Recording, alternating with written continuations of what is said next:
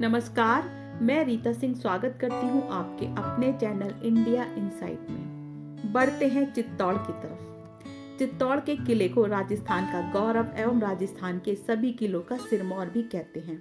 चित्तौड़गढ़ के बारे में कहा जाता है कि गढ़ तो चित्तौड़गढ़, बाकी सब गढ़ैया। चित्तौड़ का किला यूनेस्को वर्ल्ड हेरिटेज साइट में शामिल है और यह किला भारत के राजस्थान राज्य के चित्तौड़गढ़ में स्थित है। यह किला बेहद ही विशाल है और एक पहाड़ी पर बना हुआ है जिसकी ऊंचाई 180 मीटर है। 280 हेक्टेयर के क्षेत्र में फैले इस किले से बेहद ही रोचक इतिहास जुड़ा हुआ है और यह किला भारत का सबसे बड़ा किला है। यह किला गौरव का प्रतीक माना जाता है। इसे 7वीं सदी में बनाया गया था। इतिहासकारों के अनुसार इस किले को शासक चित्रांगदा मौर्य ने बनाया था। कहा जाता है कि बप्पा रावल ने 724 ईस्वी में इस किले की स्थापना की और इस किले पर 834 वर्षों तक मेवाड़ द्वारा शासन किया गया था। चित्तौड़गढ़ किले पर कई बार हमला किया जा चुका है और इस किले को बचाने के लिए कई राजपूत शासकों ने अपना बलिदान दिया है। रानी पद्मिनी को हासिल करने के लिए इस किले पर अलाउद्दीन खिलजी ने 1303 में आक्रमण किया था।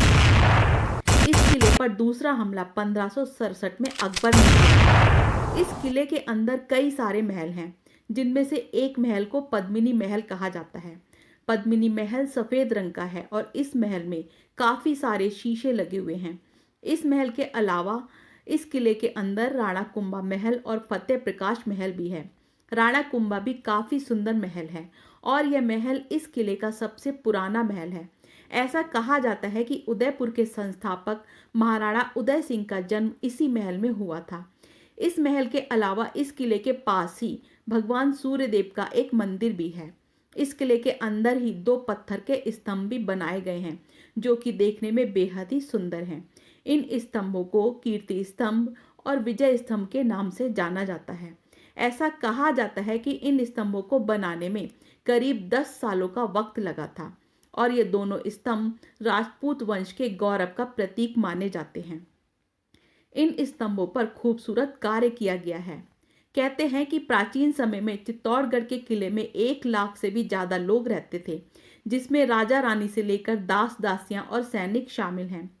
चित्तौड़गढ़ के किले के अंदर ही जौहर कुंड भी बनाया गया है। जौहर मतलब जब युद्ध में राजा और उसके सैनिक शहीद हो जाते थे, तब शत्रुओं के हाथ ना आने के लिए रानी और सैनिकों की पत्नियां जौहर कुंड में कूदकर अपने प्राण त्याग देती थीं। यहाँ पहला जौहर 13वीं शताब्दी में राजा रतन सिंह के शासनकाल में अलाउद्दीन खिलजी के आक्रमण के समय रानी पद्मिनी के नेतृत्व में हुआ था।